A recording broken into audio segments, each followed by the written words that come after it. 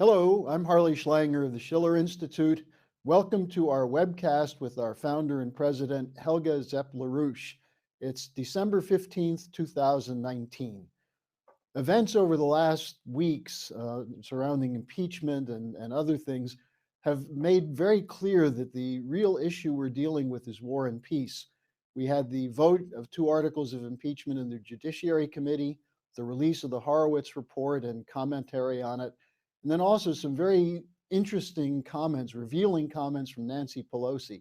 So Helga, why don't we start with the recent developments around the Horowitz report and especially the comments from former CIA agent Larry Johnson and former NSA technical expert Bill Binney.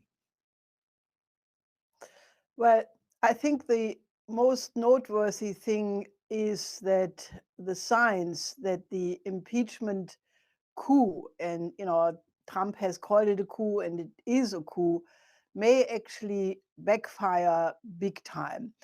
Now, I'm not advertising normally Spiegel, but if you look at the cover story of their upcoming print copy, where they have another one of these unspeakable Trump cartoons, but in the pretext, in the text announcing the coming issue, they basically say that he may get away with it.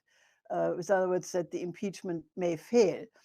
And I think that that is an interesting sign that they probably smell a change of wind.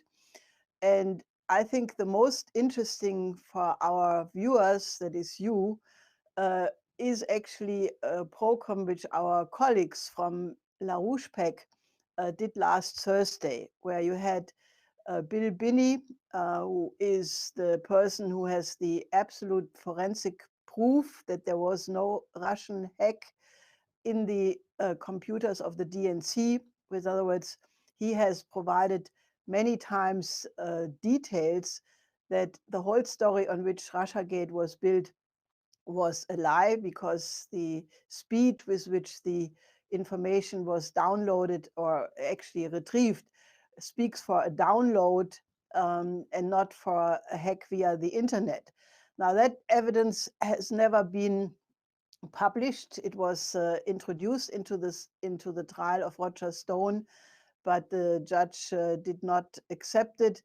But this is actually the whole underpinning on which the entire Russiagate has been built. Now, Bill Binney is therefore a very important witness in this whole affair, because he used to be the technical director of the NSA. Now, he has been on this program I just mentioned, LaRouche PAC, together with Barbara Boyd and Larry Johnson. And there was also John Stone, the son of Oliver Stone.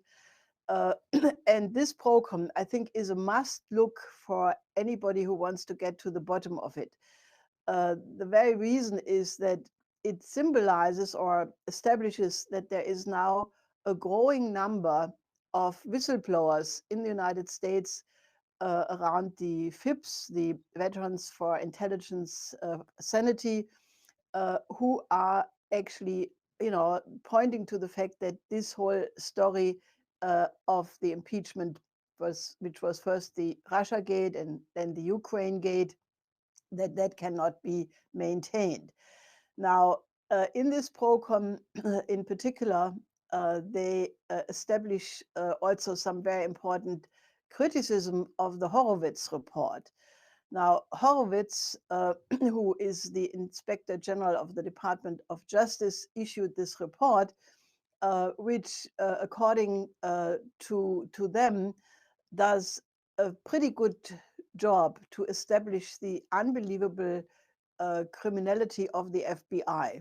That has been documented very well, and that deserves a lot of investigation all by itself. But especially Larry Johnson then makes also the point that there is a very strange, almost cover-up in this Horowitz report as concerning the origins of the whole campaign. And I think this is very, very interesting. What they basically put together is that this was a conscious setup where a relatively unimportant person, somehow a member of the early Trump campaign, Papadopoulos, was consciously targeted by this person, Joseph Mifsud, who in the Horowitz report still is being portrayed as somehow having links to Russia or being a Russian agent, while in reality, the only connection which does exist is that he worked very closely with MI6, with the CIA, with the FBI, and in all likelihood is rather an agent of these forces, that he consciously seeked out Papadopoulos and planted the information that the Russian government would have dirt on Hillary Clinton. Now, in this report and nowhere else it was ever asked what kind of dirt on Hillary Clinton, but this was then given as a hearsay from Papadopoulos to to the High Commissioner of Australia to the UK. That's the formulation of the ambassador of Australia to the UK, Downer. And that was then how this whole thing was passed on and was then the basis for the so-called Russiagate. Another key element in this is the role of General Flynn, who used to be the head of the DIA in the Obama administration, and according to all reports and information was a very honest person, because he did not go along with the wars of aggression by Obama in Syria, for example. He made himself very much not liked by Obama when he in 2012 went to the Obama White House to brief him that the weapons which were supposedly given by the United States to the moderates in the Middle East actually landed in the hands of the terrorists. Obama didn't like that. Flynn got fired. And when Flynn participated in a dinner with Putin in 2015, the intelligence services took that as the way to target not only Flynn, but to pin then, the Russia connection to Trump via Flynn. Now, what Larry Johnson also established is that General Flynn went to the officials in the United States before he participated in this dinner with Putin, which is a common rule for all people working in the security field. He asked them for permission, he got the permission, he briefed them afterwards about the dinner. And the funny thing is that also this guy Mifsud participated in this dinner with Putin and General Flynn, and also Sean Stone, who was also on the show reporting about all of this. So I'm talking about all of this in in great detail because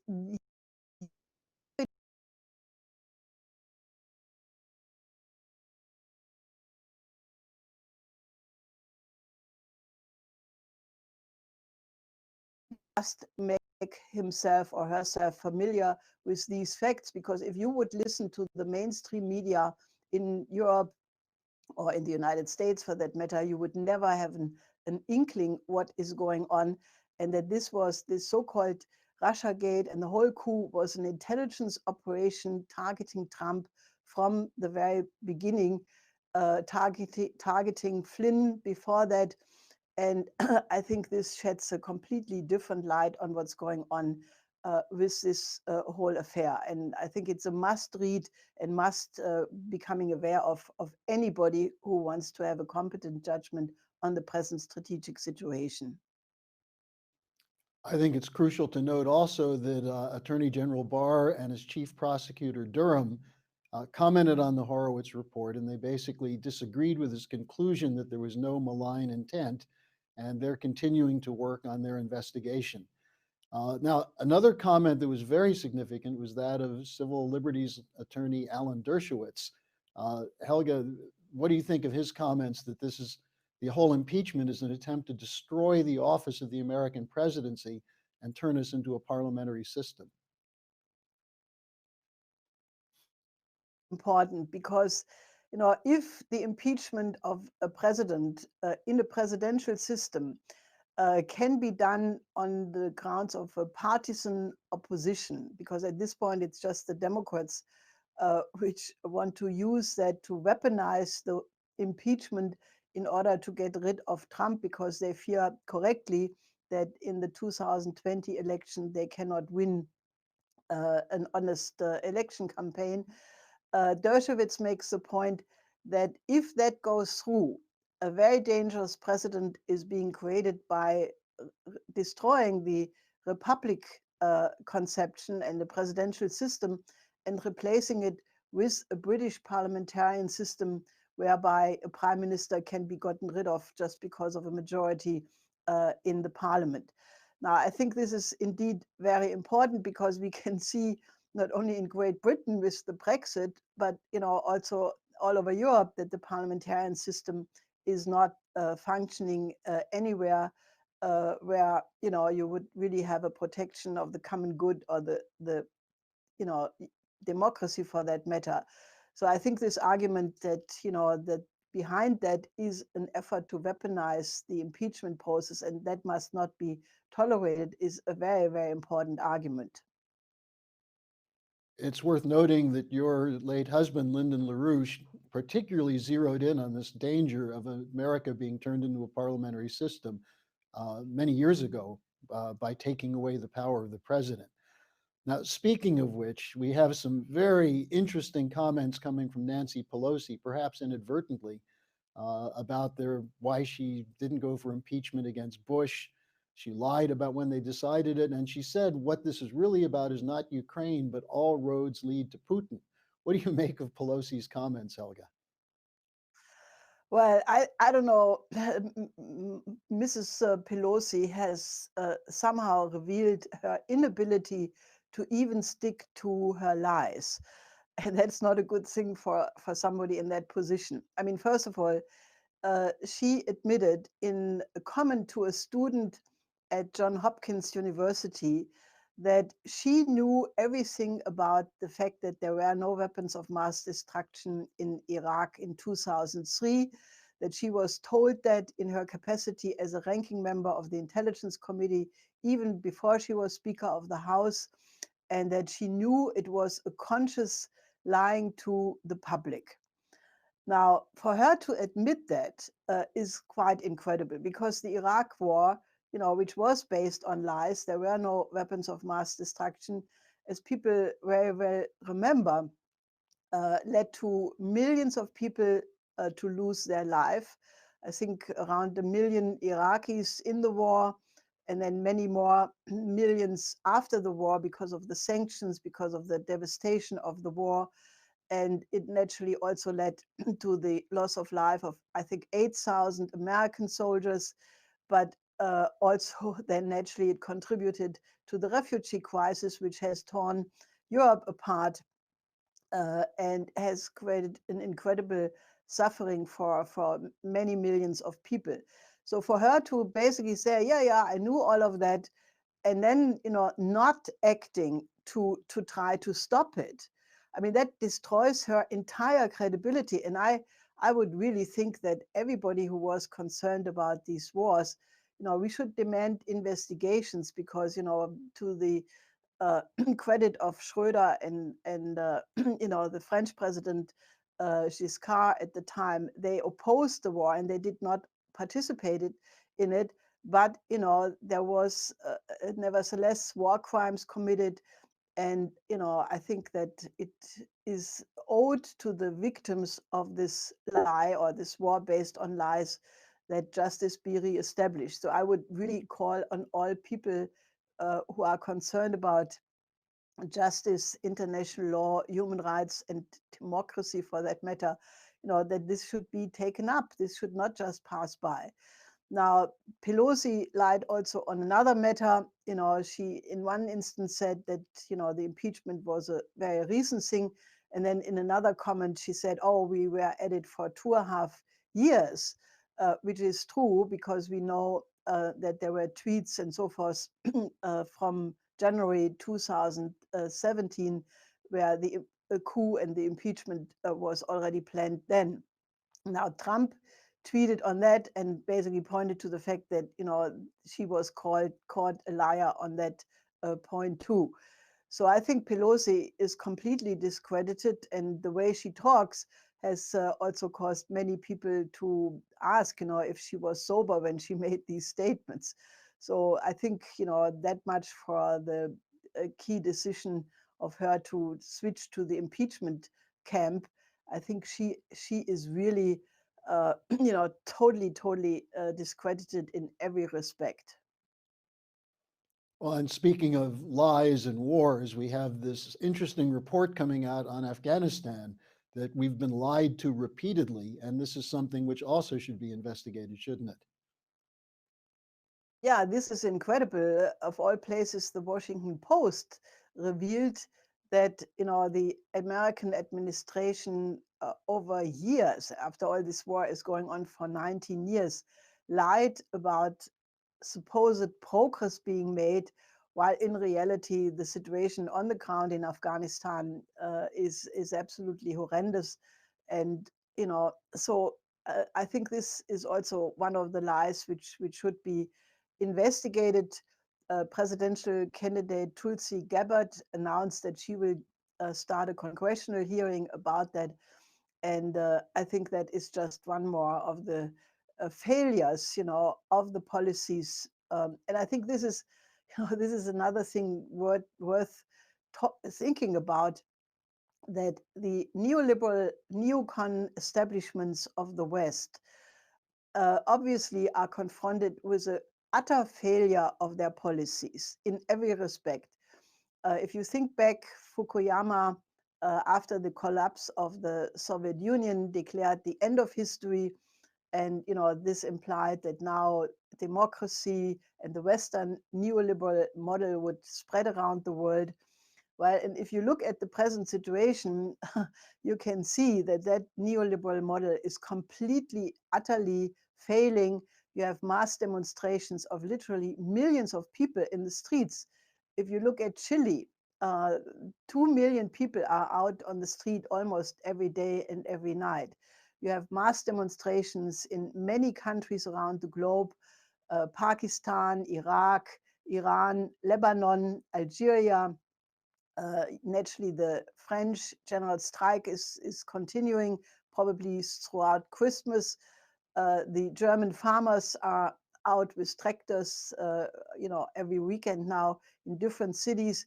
So I think the point here to reflect about is the absolute inability of the Western establishment to reflect upon why their policies are leading to such disasters, because they are definitely resistant against any kind of advice or correcting their policies. And I think that that has a big implication as well.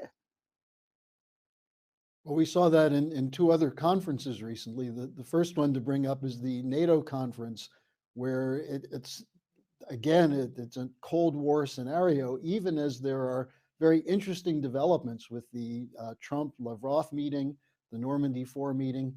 What do you make of this NATO conference? I think, when Macron recently said that NATO was brain dead, and other people, Trump had originally said that NATO was obsolete. I think that is absolutely the case, because when the Soviet Union disintegrated in 91, basically NATO lost its raison d'etre, and all the confrontation against Russia and China is just being built up to justify to make big salaries for the bureaucrats in the NATO apparatus, and also for the military industrial complex. So I think it is much time lost, but not too late, to really say that NATO should be replaced with a completely different system, a security architecture which includes Russia and which includes China, because the present confrontation policy is really implying the danger of a big war. And there are many people around the world who are now reflecting, who may not like Trump at all, but who realized that Trump is trying to have a decent relationship with Russia and China, while if Hillary would have become president, we could have had World War III already. So I think it's time for NATO to really fold up. I think we need a new approach, an approach which guarantees the long-term survivability of the planet and humanity. And I think people should also reflect on that NATO should be a question of the past. It seems that this was part of what was discussed by President Trump and Russian Foreign Minister Lavrov in their meeting this week, the new security architecture. Yeah, I think it's important that Trump, when he was in France at the beginning of December, had mentioned several times that an arms agreement on nuclear weapons is the number one question on the strategic agenda. I think this is very important because if Trump even talked about the need to stop the production of nuclear weapons and get rid of them completely, and that also has not been noted by the mainstream media. But I think that reflects the fact that Trump indeed wants to have peace with Russia and China, and all the Trump haters should really become objective about this point. And when we talk about the failure of these transatlantic institutions, we saw the COP25 conference in Madrid, the attempt to impose a global austerity shutdown of energy production has run into some fairly serious problems, hasn't it? Well, that is a good thing because, the fact that, they could not come up with a final resolution and that it was big disunity, not only the United States, I think also China did not sign, despite the fact that naturally they, they say that they're doing a lot on climate protection, Saudi Arabia, but especially also many of the developing countries, they took the position that since the climate change has not been caused by them because they have no industrial uh, development, that the industrial countries should pay them compensations. Now, that may not be the answer to it, but they just choose that argument to basically say that they are not willing to sign an agreement of which they perfectly know that it would be the end of the dream to overcome poverty and underdevelopment. Remember that already in 2009 at the climate conference in Copenhagen, the G77 countries gave a press conference where they said they would never sign such a suicide pact. So I think it's very good that this monstrosity did not result in the desired approach. And as we look at these institutions, we would be remiss if we didn't bring up the problems in the European Union, typified on the one hand by Ursula von der Leyen, the president of the European Council, going ahead with a radical austerity Green New Deal. And at the same time, Christine Lagarde, who's now the chairman of the European Central Bank, talking about continuing a policy which is threatening to collapse the whole economy in Europe. What can you say about these policies? Well, Ursula von der Leyen is really a complete wrong. Uh, I mean, she has the wrong position because I think this woman, if she is not stopped, this means the end of Europe as an industrial continent. What she announced with the European Green Deal is an absolute monstrosity, which is not only intending to direct all financial streams into green technology, into green investments, whereby, being completely destructive for the real physical economy. Simply because, the idea to decarbonize the entire economy would mean, naturally she's also against nuclear energy. It just would mean to have such low density, energy flux densities, which would completely be not sufficient for industrial countries like Germany, not at all, but even other European countries would be completely destroyed. And what this is really exactly the Schellenhuber great transformation of the economy, which he pushed since 2004. I just looked back in my in my files and discovered that I wrote already articles about that many years ago. That the whole thing was really escalated in 2004 with a German-British climate conference in the British Embassy in Berlin, which was opened by Her Majesty the Queen Elizabeth herself. She gave Schellenhuber at that time the order of the commander of the British Empire, and he calls himself CBE ever since. And at that conference, it was already decided among German and British financial circles that green financing would be the big business of the future.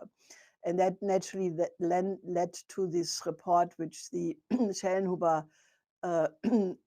people gave, the WBGU, put out after Fukushima in 2011.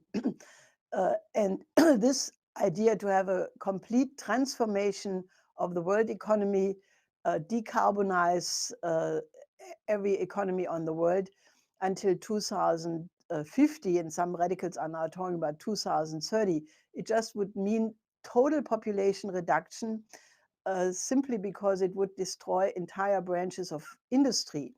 Now, it is noted that the CEO of Bosch put out, I think his name is Mr. Denner, he put out a strong criticism of the von der Leyen program by saying that this would be a complete threat to the auto industry, and that, if this policy gets through, the auto sector needs structural support. Now, I pointed out in an article I wrote yesterday that this is understandable, but it reflects the usual kind of mistake in thinking that if you think your field is attacked, that you need structural reforms and support for your sector. But if you look around the globe, the people in Chile, in Iraq, in France, in Germany, the farmers, they all are demonstrating because their area is threatened. But if they fail to understand that all of this is the derivative of the neoliberal system, then they cannot find a solution, and they will protest a little bit, get maybe some compensation, then go out of business, and the whole process of destruction continues. That is why I'm saying that everybody who is now suffering from the consequences of these neoliberal policies must take up the solution for the whole picture, and that is a global Glass-Steagall. You need to put an end to the casino economy, which, by the way, since you mentioned Lagarde, she wants to continue the policies of Draghi. She even said, the sentence which made Draghi infamous, that he would do whatever it takes to save the euro, which means opening the money sluices, going for complete quantitative easing, leading eventually to a hyperinflation like in 1923. And we are very close to that. So if these policies continue, then economic chaos, social chaos, and also security consequences of unpredictable dimensions would be the result. So we need a global Glass-Steagall separation of the banks. We need to have a national bank in every country. In Germany, like the Kreditanstalt für Wiederaufbau was in the post-war period, which financed the reconstruction of the German miracle. Then these national banks of all countries must cooperate in a new Bretton Woods system, and you need a reconstruction of the real physical economy. You need a crash program for higher technologies like fusion crash program, international cooperation in space research and travel. And it is very easy because the framework for this already exists in the form of the Belt and Road Initiative, the new Silk Road. And I think everything will depend on our ability to get the European countries and the United States into a mode of cooperation with Russia and China on these policies and not go for confrontation. I think this is the key question of war and peace in this time. And the entire impeachment process against Trump is only designed to prevent such a potentiality. But I think, there is a chance that we can turn it around, but it requires that you, our viewers, get active with us. And, you should help to spread what I said in the beginning about the revelations about the impeachment. You should subscribe to this channel. You should get many more people to be aware of it, and help us to mobilize for the solutions which only the Schiller Institute uniquely is representing, and the LaRouche movement in general. So I think that that is an urgent appeal to you to not just sit on the fence of history, but in this very crucial moment where the chance to get a different system is absolutely there, but it does require the activation of people on the highest levels. So join us in this effort. And one additional point on that, Helga, is that the same people who are running the impeachment coup against Trump are also running vicious attacks against China. But there was a very significant report that came out this last week about what the Chinese are doing that we should be copying in terms of education. What was your response to that report? Well, I mean, many viewers are commenting on, that we are too pro-China, that China is a dictatorship, the Chinese communist system. I think this probably we should have another entire program to discuss the China issue sometimes in the near future. But I really want to tell people that if you have not been in China yet, you should, plan your next vacation there.